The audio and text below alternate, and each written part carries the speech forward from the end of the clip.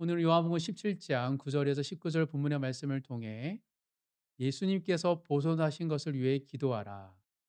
예수님께서 보존하신 것을 위해 기도하라는 제목의 말씀으로 함께 나눌 때 바른 기도를 통해 응답받는 기도 생활을 하시는 모든 성도님 되시길 주님의 이름으로 축복합니다. 사랑하는 성도 여러분, 여러분들은 기도 생활이 어떠십니까? 응답을 잘 받고 계십니까? 하나님께서 나의 기도에 들으시고 속히 응답해 주시는 편입니까? 아니면 마치 나의 기도는 들어주지 않으셔서 어느 순간부터 기도하는 것을 즐거워하지 않고 계십니까? 만약에 우리가 기도가 응답을 자주 받는다면 아마 우리의 기도 제목이 자주 바뀌게 될 거예요. 응답을 받았으니까 또 다른 기도 제목을 바뀔 것입니다. 아니면 여전히 응답받지 못하여서 내가 하고 싶은 말만 하나님께 하고 있습니까? 여러분이 신앙생활을 하면서 '왜 하나님께서 나에게 응답을 주지 않지?'라는 생각과 질문 속에서 '나의 기도 제목을 조금 더 바꿔야 하나?'라고 생각한 적 있으십니까? 아니면 기도 제목을 바꿀 생각조차 못하고 오로지 들어 주실 때까지 끝까지 기도하는 편이십니까? 오늘은 우리가 기도함에도 불구하고 우리를 사랑하시는 하나님께서 왜 우리에게 기도 응답하지 않는지에 대해서 한번 살펴보도록 하겠습니다. 개인의 문제가 아니라 개인의 문제도 있겠죠. 개인의 문제의 차원이 아닌 우리 교회 전체 공동체의 차원의 문제가 무엇인지를 한번 살펴보도록 하겠습니다. 독일의 사회학자이며 경제학자인 막스 베버가 120년 전에 쓴 책입니다. 막스 베버가 쓴 책 제목은 프로테스탄트의 윤리와 자본주의 정신이라는 책인데 여기에 보면 오늘날 교회 공동체의 문제가 무엇인지를 예언처럼 말하는 부분이 있어서 제가 읽어 드리겠습니다. 사회학자 막스 베버가 한 말입니다. 청교도들은 참고로 청교도 신앙은 굉장히 보수적인 신앙이고 우리 장로교의 근간이 되는 정통적인 신앙이며 더불어 미국을 건국했던 초대 건국자들의 그리스도인들이 청교도 신학 성도들이었습니다. 청교도들은 직업에 전념하는 인간이 되기를 세상에서 직업에 전념한 직업으로의 부르심이 있었거든요. 그거를 강조했던 분들이 청교도주의자들입니다.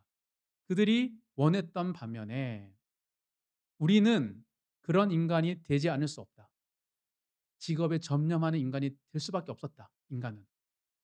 청교도적인 금욕주의는 신자들을 수도원의 골방에서 끌어내어 세속적인 직업 생활로 집어넣어서 세속의 도덕을 지배함으로써 근대적인 경제 질서를 중심으로 한 강력한 세계를 건설했다. 즉 오늘의 근대 경제 체제가 만들어지기 위해서 많은 세속적인 사람도 있었지만 청교도주의자들이 그냥 골방 안에 있는 성도들을 일깨워서 세상에 나아가자, 세상을 변화시키자, 하나님은 너에게 직업으로 부르셨다라고 이야기했다라고 막스 베버가 이야기하고 있습니다.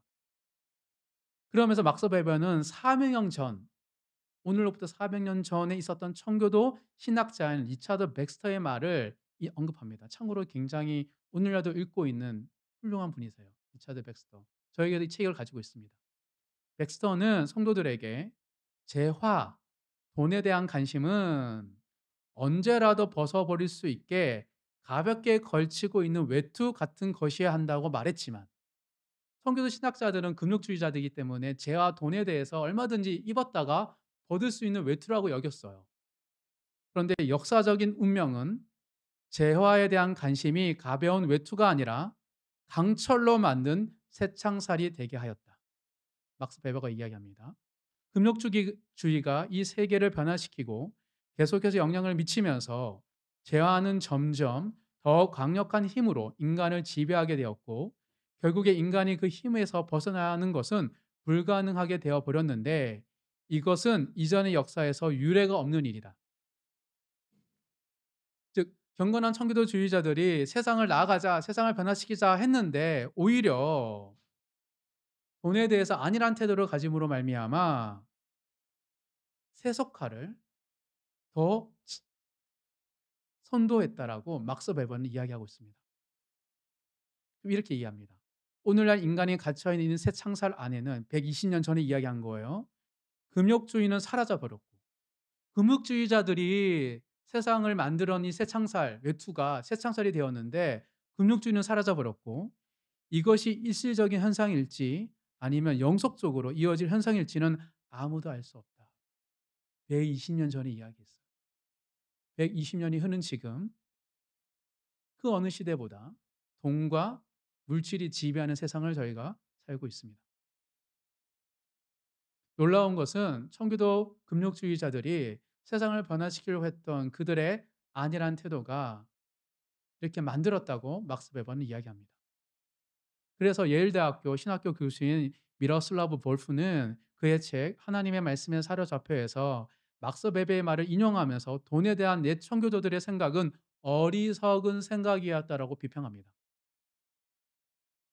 청교도들이 물욕을 상징하는 만몬 신을 가볍게 여겼어요. 그 결과 오늘날 기독교는 돈과 재화의 새창슬에 갇히게 되었다라고 그는 이야기합니다. 정말 그런 것 같아요. 저희 어린 시절을 생각해 본다면 한국 교회가 초창기에는 청교도 금욕주의적인 신앙이 팽배했습니다. 제가 어렸을 때는 주일날 돈을 쓰지 않았어요. 혼났어요. 돈 쓰는 거를 되게 엄하게 다스렸습니다. 그래서 교회에서 꼭 점심을 제공했습니다. 왜냐하면 교회에서 점심을 제공하지 않으면 다들 나가서 사 먹으니까 절대 그럴 수 없다라고 해서 절대 사 먹지 못하겠죠. 오늘은 어떻습니까? 30 년이 지난 오늘날 교회는 근처에 있는 교회 근처에 있는 식당과 카페는 성도들로 가득합니다. 오히려 교회가 점심을 제공하지 않는 것, 식당을 만들어서 점심을 제공하지 않는 것을 자랑스러워해요. 그래서 교회 근처에 있는 상권을 형성했고 지역사회를 돕는다라고 교회는 이야기하죠. 이게 공공성이래요, 교회. 몇십 년 사이에 한국 교회의 모습이 완전히 달라졌습니다. 예전이 더 좋다 뭐 그런 뜻이 아닙니다. 중요한 것은 이 이야기를 120년 전 막스 베버가 예견했다는 사실입니다. 그래서 볼프는 청교도 보수 신앙과 오순절 번영 신앙을 비교하면서 이렇게 언급합니다. 여전히 보수 신앙이 있고요. 여전히 우리 사회에 그리고 번영 신앙, 진보적인 신앙이 있습니다.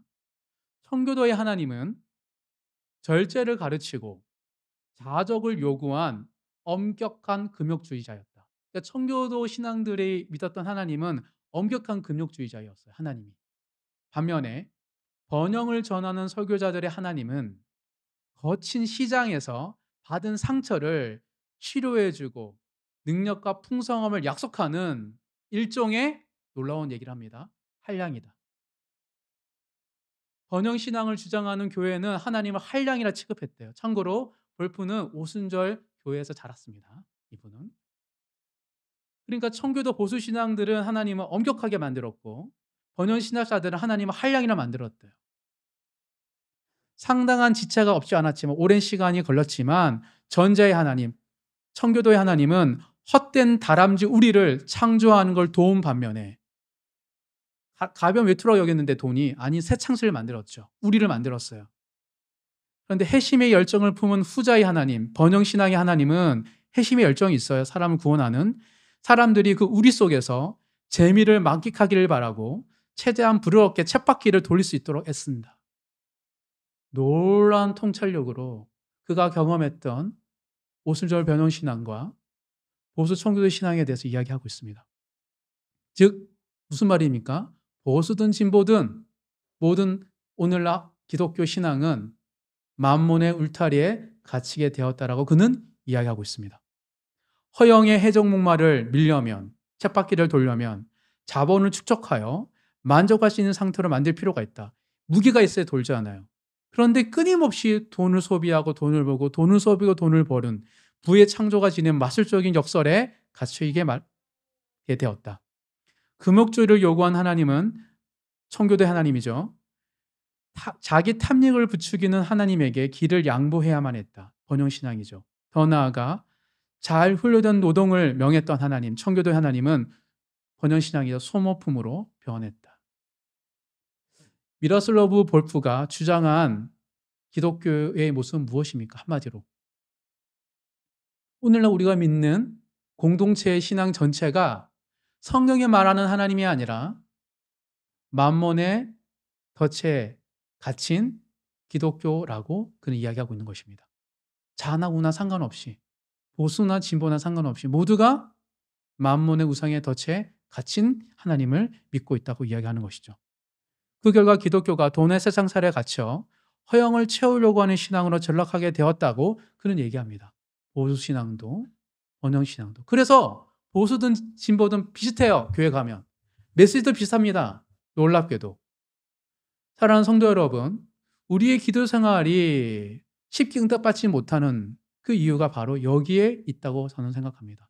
개인적으로 자기 욕망을 위해서 기도해서 응답받지 못하는 것도 있지만 우리 전체의 믿음이 만몬에 갇혀서 쳇바퀴 도처럼 우리의 허영을 추구하는 기도를 하기 때문에 응답을 받지 못하는 것이죠. 이게 우리의 문제입니다. 그래서 기도를 많이 안 해요. 응답을 못 받으니까. 그래서 우리가 때때로 기도를 하는데 자족해야 하는 기도를 해야 될지 아니면 더 좋은 거 달라고 기도해야 될지 기도를 하면서도 헷갈리는 이유입니다. 헷갈려요. 한 해 정말 뭘 원하시는지. 자족의 문제냐 아니면 결핍의 문제냐 이것이 늘 우리 안에 있는 거죠. 그런데 이 결핍의 문제냐 자족의 문제냐의 질문을 가진 것이 우리가 응답받지 못한 이유입니다. 왜요?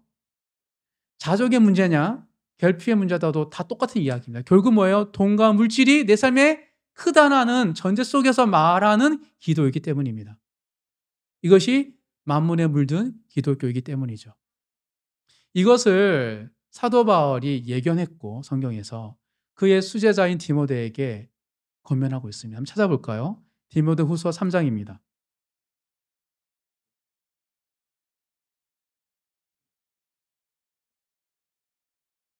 디모데 후서 3장 1절에서 5절까지를 한번 읽어보도록 하겠습니다. 디모데 후서 3장 1절에서 5절입니다.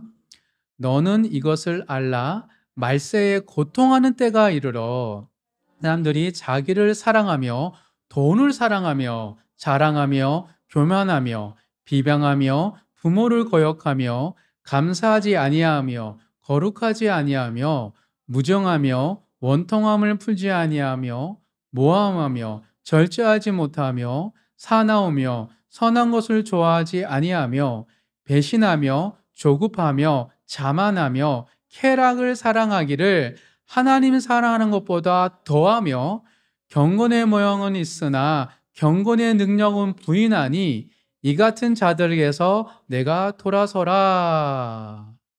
돈을 사랑하고 쾌락을 사랑하는 것을 하나님 사랑은 더 큰 것.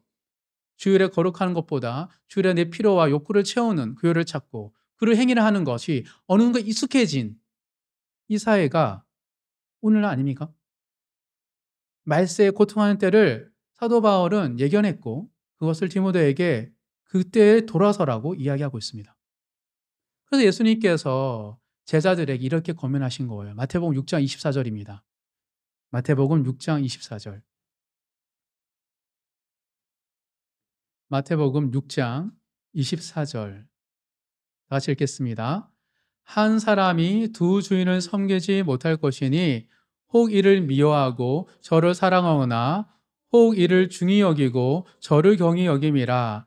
너희가 하나님과 재물을 겸하여 섬기지 못하느니라. 겸하여 섬길 수 없습니다. 물질을 구하는 기도도 자족하기 위한 기도도 엄밀히 말하면 동일한 기도입니다. 물질, 돈이 내 삶에 얼마만큼 영향을 끼치느냐에 대한 질문 속에서 하나님을 사랑하는 것보다 돈에 대한 관심이 많은 사람들이 물질과에 자족하는 법 더 달라는 것을 이야기하기 때문입니다. 그래서 예수님께서는 기도를 알려주시면서 기도를 가르쳐 주시면서 기도를 본을 보여주시면서 이렇게 하라고 말씀해 주신 거예요. 마태복음 6장 33절 34절 마태복음 6장 33절 34절 두 절만 읽어보도록 하겠습니다. 다 같이 읽겠습니다. 그런즉 너희는 먼저 그의 나라와 그의 의를 구하라. 그리하면 이 모든 것을 너에게 더하시리라.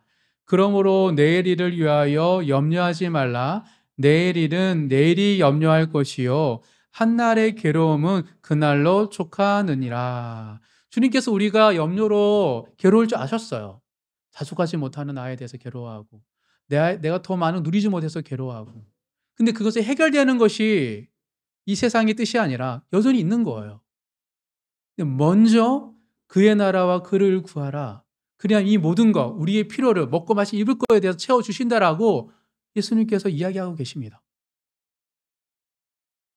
오늘날 많은 그리스도인들이 먼저 하나님 나라를 구하는 기도를 잃어버렸기에 우리의 필요를 위로해 기도하니 응답이 없는 거예요.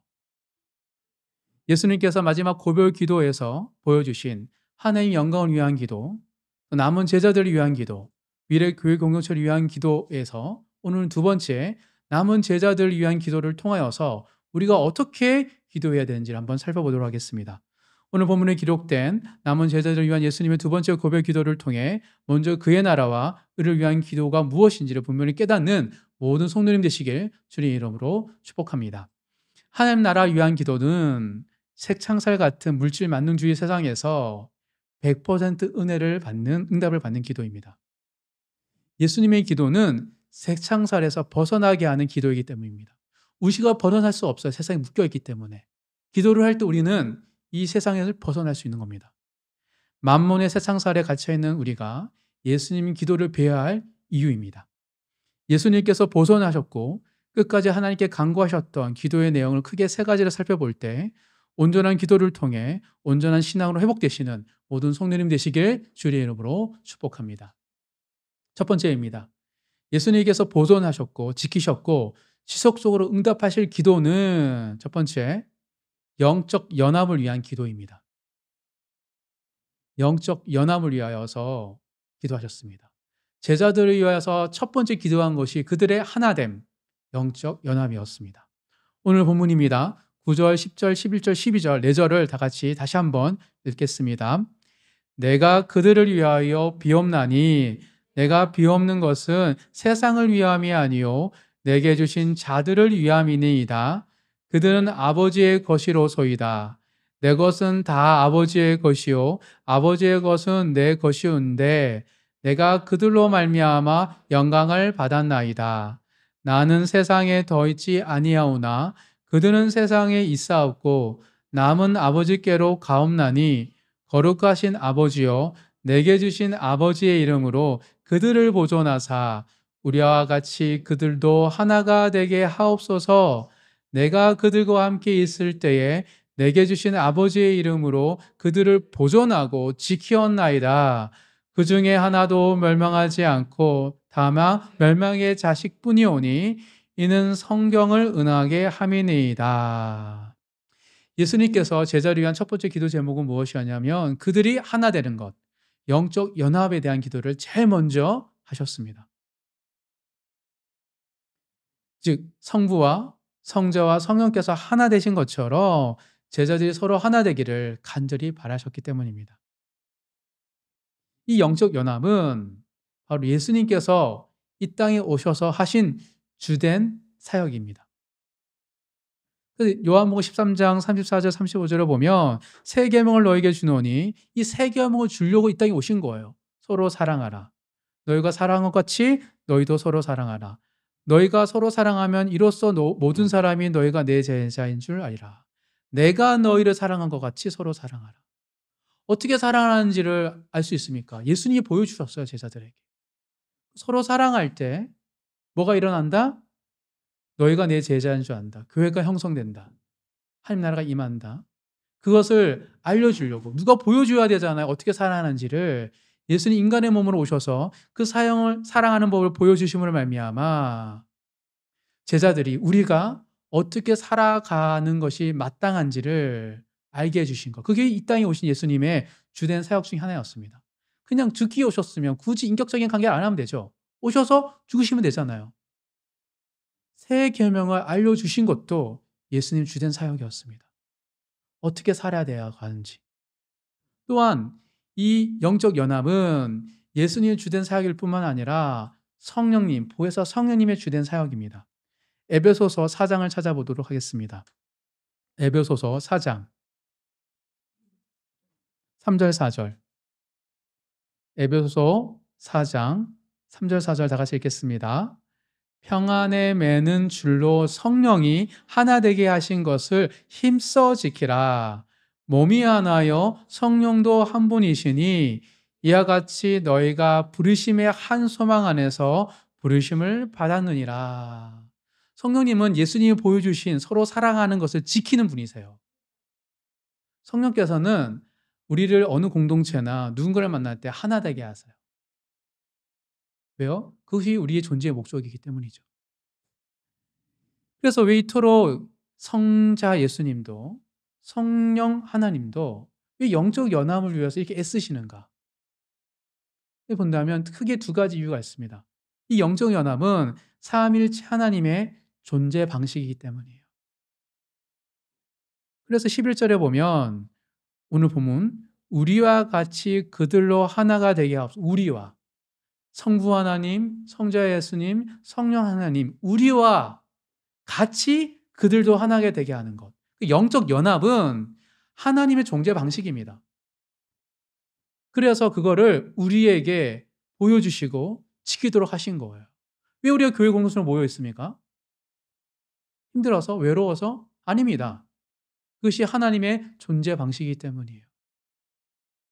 하나님의 존재 방식대로 살아갈 때 우리는 하나님을 알 수 있는 길이기 때문이죠.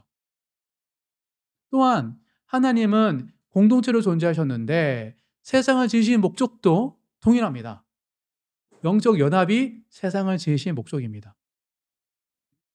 그래서 지난주에 보면 요한복음 17장 3절에 보면 영생은 곧 유일하신 참 하나님과 그가 보내신 자 예수 그리스도를 아는 것이다. 영생은 아는 거래요. 영원히 살아가는 것이 아닙니다. 영생은 아는 거예요. 누구를? 성부, 성자, 성령 하나님께서 공동체로 존재하시는 그 삶의 방식을 아는 것. 그것이 영생이라고 합니다. 영생은 에덴 동산에 주어진 거죠. 죄로 인하여 영생을 잃어버렸던 겁니다. 다시 회복되는 게 영생이죠. 즉 하나님이 에덴 동산을 지으시고 아담과 하와를 지으신 목적이 바로 영적 연합이었어요. 하나님과 함께 거하는 삶. 그것이 존재의 목적입니다. 그래서 성부 하나님도 성자 예수님도 성령 하나님도 영적 연합을 지키시고 그것을 우리에게 명하시고 마지막 떠나실 때 제자들을 위한 첫 번째 기도가 바로 영적 연합이었던 것입니다. 사랑하는 성도 여러분, 무엇을 가장 먼저 기도하셔야 될까요? 지난주는 하나님 영광을 위해서 먼저 기도하라. 나 자신을 위하여서 먼저 기도할 거 영적 연합을 위해 기도하셔야 됩니다. 가정에서 영적 연합, 함께하는 가족과의 영적 연합, 무엇보다 교회 공동체의 영적 연합에 대한 기도가 없이 우리가 기도한다면 응답을 받을 수가 없습니다. 왜요? 하나님과 예수님과 성령의 사랑이 영적 연합이기 때문입니다. 이것이 하나님 나라를 위한 기도입니다. 응답받고 싶으세요? 그러면 영적 연합을 위해서 기도하시기 바랍니다. 응답받는 기도 생활이 회복되는 순간 우리의 삶 속에 하나님 나라 임하신 것을 경험하게 되실 줄 믿습니다. 이것이 첫 번째 응답받는 비결입니다. 예수님처럼 영적 연합을 위하여 기도하셔야 됩니다. 두 번째, 예수님께서 보존하셨고 지속적으로 응답하실 기도 두 번째로는 주님의 기쁨을 충만하게 누리기 위한 기도입니다. 주님의 기쁨을 누린 기도. 주님이 이 땅에 오셔서 기쁨이 있으셨습니다. 그것을 누리는 기도를 드릴 때 속히 응답해 주십니다. 오늘 본문 13절, 14절, 2절 다 같이 읽겠습니다. 지금 내가 아버지께로 가오니 내가 세상에서 이 말을 하옵는 것은 그들로 내 기쁨을 그들 안에 충만히 가지게 하려 함이니이다. 내가 아버지의 말씀을 그들에게 주었사오매 세상이 그들을 미워하여 싸우니 이는 내가 세상에 속하지 아니한 같이 그들도 세상에 속하지 아니함으로 인함이니이다. 주님의 제자들은 세상의 미움을 받습니다. 안 받는다면 여러분들은 주님의 제자로 살면 안 사는 거예요. 세상에서 영광 받는다면 고민해 보셔야 돼요. 예수님도 받지 않는 영광을 내가 받는다. 그럼 나는 주님을 따르는 것이 아니라 만몬을 따르는 것이죠. 왜요? 우리는 세상에 속하지 않았기 때문에 당연히 세상은 우리에게 찬사를 보낼 수 없는 게 당연합니다. 그래서 미움을 받아요. 근데 미움을 받으면 어떻습니까? 기쁩니까? 안 기쁘면 기쁘지 않죠. 많은 그리스도인들이 세상 살아가는 것이 힘들고 어려워하는 것이 당연합니다. 어떤 누군가와 뭐 가족이든 직장 동료든 모르는 사람이든 옆집 사람이든 갑자기 뭐 주차 문제든 어떤 이유 때문에 아니 쓰레기 버리는 문제든 고음 성가 때문이든 어떤 이유든 간에 갑자기 미워하는 관계가 딱 생기잖아요.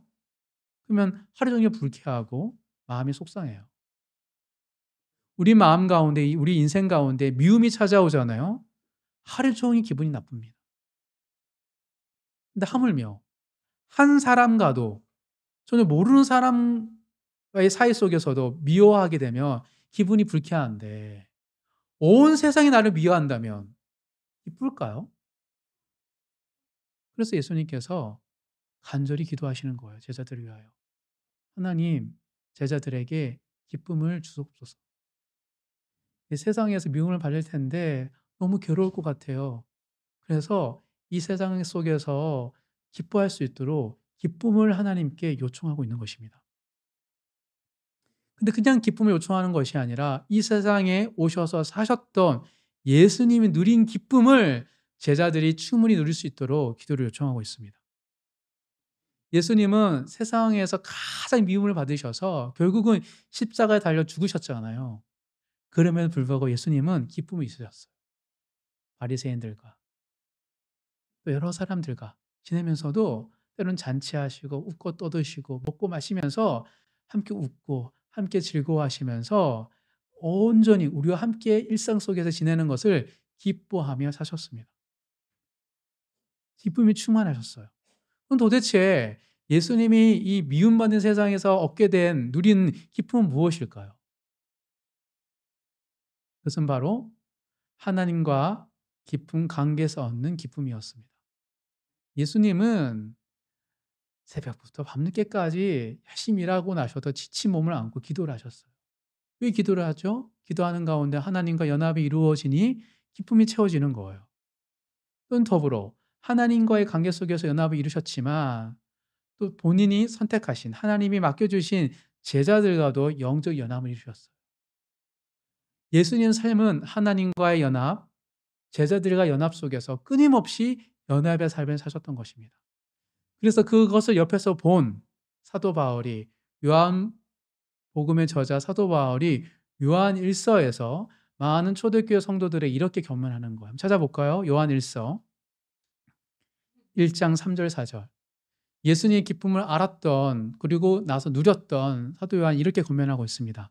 요한일서 1장 3절 4절. 3절 4절 다 같이 읽겠습니다. 우리가 보고 들은 바를 너희에게도 전함은 너희로 우리와 사귐이 있게 하려 함이니 우리의 사귐은 아버지와 그의 아들 예수 그리스도와 더불어 누림이라. 우리가 이것을 쓰면 우리의 기쁨이 충만하게 하려 함이라. 옆에서 보았던 사도 요한은 누렸습니다. 공동체가 서로 사귈 때 기쁨이 충만한 거를. 그리고 그곳에 하나님이 임하시는 것을. 성삼위일체의 그 교제 가운데 우리가 공동체로 초청받는 사실을 알았기에 연약하고 나약하고 배도하는 여러 인간 군상의 모습 속에서도 불구하고 교회를 포기하지 않고 모이기 힘썼고 복음을 전했고 그 가운데 기쁨을 누렸어요. 험난 인생을 살았던 사도 요한은 기쁨을 누렸어요. 또한 이게 예수님의 기쁨이었습니다. 또한 예수님은 영혼 구원의 기쁨이 있으셨습니다. 한 영혼이 하나님 모르다가 하나님을 믿고 돌아오는 것이 엄청난 기쁨임을 알고 계셨기 때문입니다. 마태복음 찾아보도록 하겠습니다. 마태복음 18장.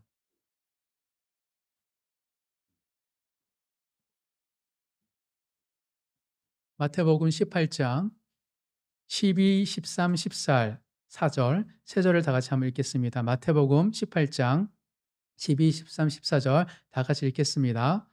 너희 생각에는 어떠하냐? 아니 어떤 사람이 양 100마리가 있는데 그 중에 하나가 길을 잃었으며 그 99마리를 산에 두고 가서 길 잃은 양을 찾지 않겠느냐?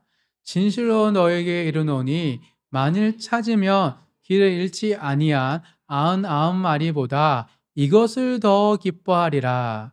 이와 같이 이 작은 자 중에 하나라도 잃는 것은 하늘에 계신 너희 아버지의 뜻이 아니니라. 살다 보면 우리의 삶에 필요한 사람이고 필요 없는 사람이 있습니다. 도움이 되는 사람이고 도움이 되지 않는 사람. 우리가 지나치게 이기적인 사람이어서가 아니라 합리적인 생각이어서 갖게 되는 생각도 있죠. 근데 예수님도 그걸 아셨어요. 수많은 사람이 자기를 배신하고 배도했기 때문에. 근데 예수님 기쁨은 뭐냐면 배신한 사람이 있는 것이 아니라 전혀 하나님을 알지 못했던 잃어버린 영혼이 한 사람이라 할지라도 작은 자라 할지라도 그가 예수님 믿고 하나님의 자녀로 돌아올 때 너무 기쁘셨어요. 하나님의 기쁨이었기 때문에. 이 기쁨이 99 마리가 여전히 내 안에 있는 것보다 더 크다라고 이야기할 정도로 예수님은 한 사람이 구원받는 것을 기뻐하셨던 겁니다. 하나님과 연합 가운데 성도 연합 가운데 기쁨이 있으셨지만 또 한 사람을 구원하는 그 기쁨이 있으셨기 때문에 예수님은 세상의 미움을 받으셨지만 기쁨이 충만하셨던 겁니다. 사랑하는 성도 여러분, 우리가 어떤 기도를 해야지 주님께서 속히 응답해 주실까요? 바로 주님이 지키시고 보존하셨던 그 기쁨, 연합의 기쁨, 영혼 구원의 기쁨을 위하여 기도하시는 모든 성도님 되시길 주님 이름으로 축복합니다. 그때 비로소 여전히 나의 상황 형편이 나아지지 않았지만 기쁨이 있습니다.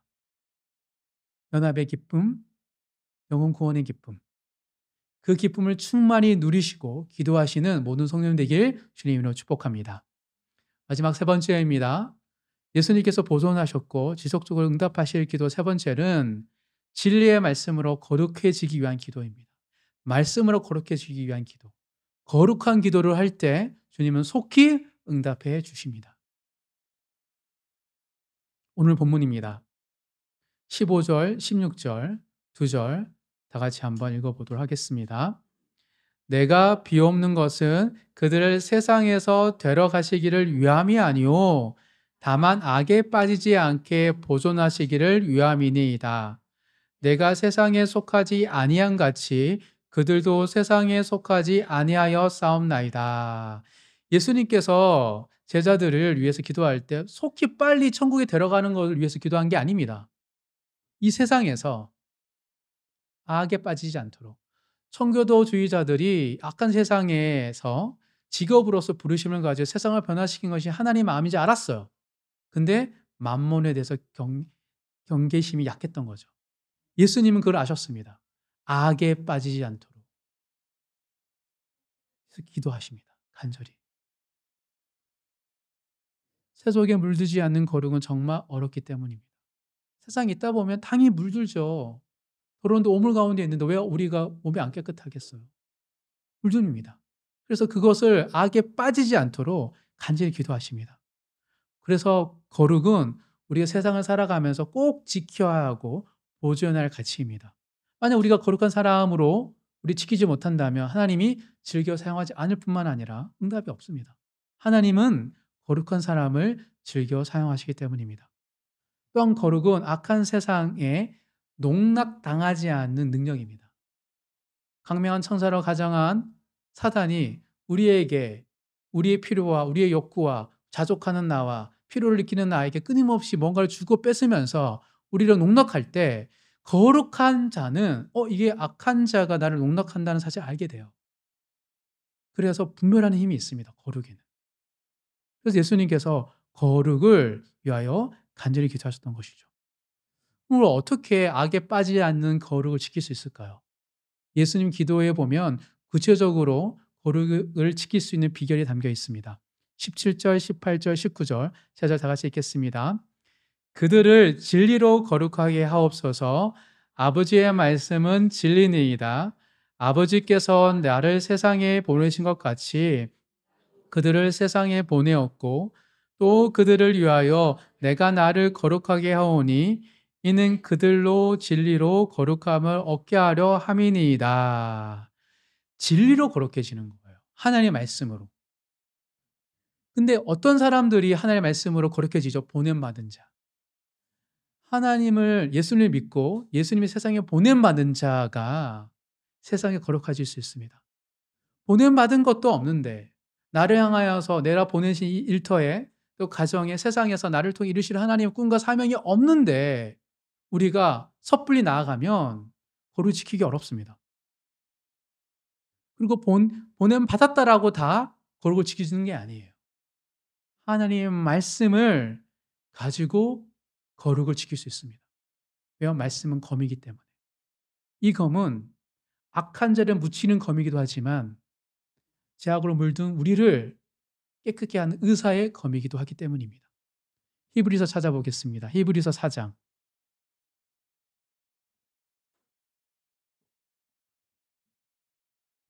히브리서 4장 12절 13절. 히브리서 4장 12절 13절 두 절 다 같이 읽겠습니다. 하나님의 말씀은 살아있고 활력이 있어 자위의 날선 어떤 검보다도 예리하여 혼과 영감 및 관절과 골수를 찔러 쪼개기까지 하며 또 마음의 생각과 뜻을 판단하나니 지으신 것이 하나도 그 앞에 나타나지 않음이 없고 우리의 결산을 받으실 이의 눈앞에 만물이 벌거벗은 것 같이 드러나느니라. 우리가 하나님 보좌 앞에 서면 다 드러나요. 창과 거짓이. 우리의 욕심과 우리의 거룩이 다 드러납니다. 근데 우리가 하나님 보좌 앞에 안 섰잖아요. 또 어떻게 알 수 있죠? 그게 말씀이 하는 거예요. 말씀이 마치 하나님 보좌 앞에 선 것처럼 우리 내면을 찔러 쪼개어서 우리 안에 있는 더러운 것들을 온전치 못한 것들을 들추어내고 더 나아가 악한 세상의 말이 분별할 수 있도록 도와주는 거예요. 말씀을 묵상하는 자, 말씀을 통하여 세상을 보는 자는 명철이 생깁니다. 지혜가 있습니다. 왜요? 세상을 보는 눈이 생기기 때문에. 그래서 거짓 영의 속임에 당하지 않습니다. 또한 우리의 제약된 동기를 들추어서 회개합니다. 즉 회개를 잘해요. 말씀은 끊임없이 우리의 내면에 있는 것들을 회개함으로 말미암아 우리를 거룩한 자가 되어서 세상에서 온전한 사람으로 빚어가시기 때문에 회개를 잘하고 분별을 잘합니다. 이게 바로 말씀을 통하여 우리 내면에서 우리를 하나님의 성품으로 예수를 닮는 자로 빚어가시는 성령의 사역이에요. 성령은 말씀이시잖아요.